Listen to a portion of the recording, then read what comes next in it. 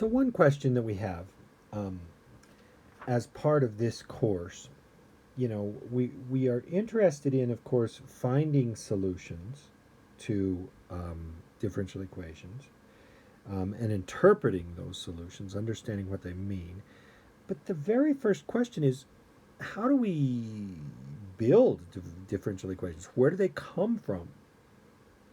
And the short answer to that is very often um, the most interesting differential equations that we deal with are models of situations of certain situations, physical situations in the real world. And they come to us, we are able to, by understanding the physical situation, we're able to develop the differential equation. But just by having the differential equation, that does not mean you're able to solve it. So we kind of have two different pieces here. Now, we're not going to worry so much about building and developing um, differential equations that describe physical situations. We're going to spend most of our time on solving them. But I do think it's instructive to look at one nice example of where in the world do these differential equations come from. And that has to do with Newton's law of cooling. All right? So we're going to take a real simple situation, and we're going to imagine we take a can of Coke and we put it in a refrigerator. All right? Now that can is warm because we just brought it in from the car, and when we put it in the refrigerator, its temperature is going to decrease. Now this is a real simple example. There are way more important examples that have to do with temperatures, but we'll use this example to get the point across. So the can is sitting in the refrigerator and its temperature is changing. So the first thing that we might be interested in finding is there an equation that describes its temperature at any given time, or a function? Let's make sure we use that correctly. Is there a function that describes the temperature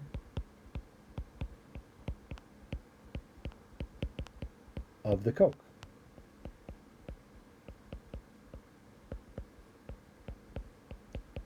Okay. Now, we need to understand this. We would call this function t, capital T, and it is going to be dependent on time. Okay? Differential equations allow us to study things that change. And of course, the temperature of this can of Coke is changing, and it will be different depending on how long it sits in the refrigerator. So that's why we say that this function, the temperature function, is a function of time. And most of the differential equations we deal with in here are going to be functions of time. All right? But this is the question. Can we find that function that would describe this? Well, if we think about what's happening in the physical situation here, and we're going to keep it real simple, so you guys that are physics majors, chemistry majors, don't get too excited if we break some real basic law, because we're going to keep things real simple here. But the temperature of the can is changing. So that's where the derivative comes in, right? Because whenever you take the derivative of any function, what you now have is a function that describes how the original function is changing. So if we did know t, then dt d little t, the derivative, right, t prime, would be would describe how the temperature is changing.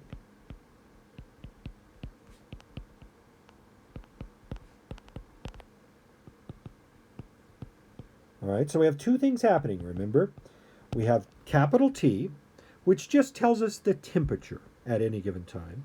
And then we have T prime, or dt, which tells us how that temperature is changing. Now that's really important because the key characteristic of this particular situation of Newton's law of cooling is that the temperature is changing, right? And the temperature, when we talk about Newton's law of cooling, the temperature is going to change to match the ambient temperature of the refrigerator, right? So that's what's going to happen. The temperature of our Coke, let's assume the refrigerator doesn't get warmed up by our Coke. We're keeping things super simple. Only our Coke gets cooled down by the refrigerator. So, under that assumption, we also have another idea, and that is the temperature, the change of the temperature is going to depend on what the difference is between our Coke and the refrigerator temperature, right? So if our Coke is really warm and the refrigerator is set to, something cold, 34 or 35, that's a bigger difference. And because of that bigger difference, the temperature of the Coke is going to change faster. So what we say is this. We say the temperature change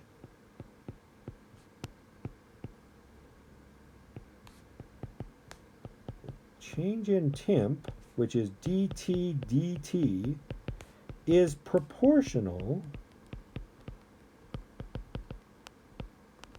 to the difference between the temperature, the temp of our object,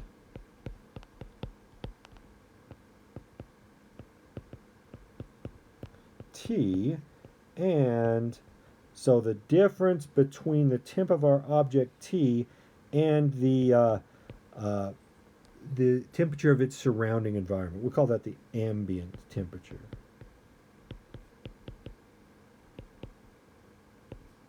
So again, you got to imagine what's happening here.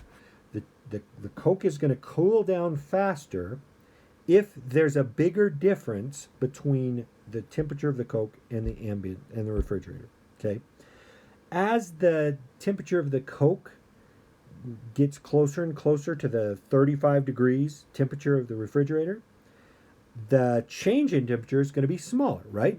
So the bigger the difference between the temperature and the ambient temperature, the bigger the change in temperature. The smaller the difference, the smaller the change. That's what it means to be proportional.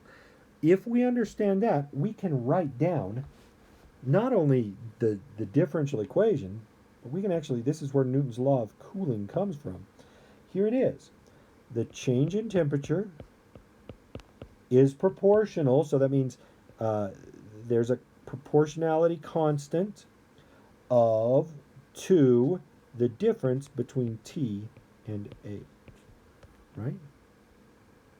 And that proportionality constant is going to depend on, whether you're dealing with real Coke or Diet Coke or Coke Zero or whatever.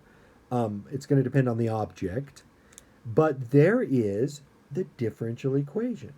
Notice these are just constants. K is just going to be a constant. A is just going to be a constant. Okay? And so we have the makings of a differential equation just by understanding the physical situation that, that Coke is going to cool down faster. Its temperature is going to change faster if there's a bigger difference between the Coke and the temperature of the refrigerator. And so that's where the differential equation comes from. The next question is, can we solve it? And remember what that means? If you're solving a differential equation, that means you're trying to find the equation that, or the function that solves that differential equation. In other words, can we find T of T? If you can solve this differential equation, knowing these two things, knowing your constant of variation and your temperature of the refrigerator, if you can solve that simple differential equation, you can find the function T that gives you the temperature of the can of Coke at any given time. All right, so you see, we get the temperature function by first understanding the relationship between the temperature and how it changes. And that's where differential equations are built. They're built by looking at a situation and understanding physically what the relationship is between the object and its derivatives. So for instance, we could have the same discussion about, say, population. And so if we would like to have a population function that describes the population of, say, a certain virus or a certain, community or a certain, group of rabbits, whatever, we want the function that gives us the population at a given time. Well, we can find it by building a differential equation by understanding that the change in population is going to be proportional to the population itself. In other words, the population will increase more if the population itself is bigger, right? Bigger rabbit population, you're going to have a bigger next generation, okay? And that leads to a simple differential equation. In other words, in that case, it'd just be dp dt equals k times p, right? And so you can build these differential equations that describe situations, physical situations, and then if you can solve them, then you can come up. Then you have equations that or functions that answer and give you important information. So that's where differential equations come or are developed from, and that's why it's important that we're able to solve them, because we can develop them. We can develop the differential equations. All right. But the question is, can we solve them in order to find the function? Okay. I mean, you just think about, would it be possible to first develop a differential equation that describes the spread of a virus, right?